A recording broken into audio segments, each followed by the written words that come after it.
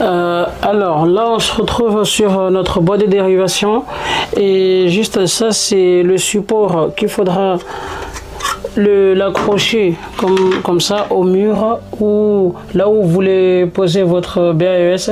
Mais sauf que moi, pour cette vidéo, juste pour la vidéo, celle-là, je vais pas l'accrocher.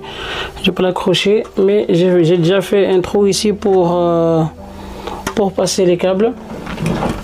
Alors ici j'ai ma gaine qui vient du tableau avec mon fil violet et orange plus ma phase et mon neutre.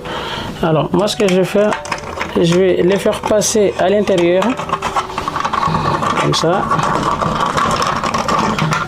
Je sais pas si vous voyez bien, je vais avancer un tout petit peu. Alors là, mes fils, ils sont bien à l'intérieur. Et attendez, je vais vous montrer. Et regardez bien, là où il y a les petits dominos, là, les connecteurs. Ici, vous avez les indications pour le négatif et le positif. Et après, ici, vous avez un symbole pour le courant alternatif. Juste ici. C'est là où on va mettre le 230, ils vont venir ici. Et ici, il y aura les bornes moins et plus. Alors, là, je vais tout mettre à l'intérieur. Et après, là, je vais commencer par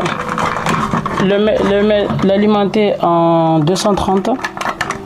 Alors, je prends juste ma phase, je l'éclipse. Parce qu'en fait, là, il faut juste l'insérer à l'intérieur. Je vais faire pareil pour mon neutre. Là, c'est bon pour mon alimentation. Et après, ici, je vais jeter un coup d'œil. J'ai dit, le orange sera pour le plus.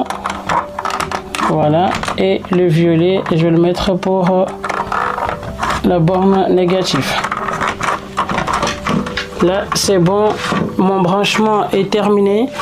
Après, là, il faudra juste venir prendre la deuxième partie du BAES. Vous voyez, avec les petits pics ici. Et ceux-là, ils vont s'insérer directement dans les connecteurs qui sont ici.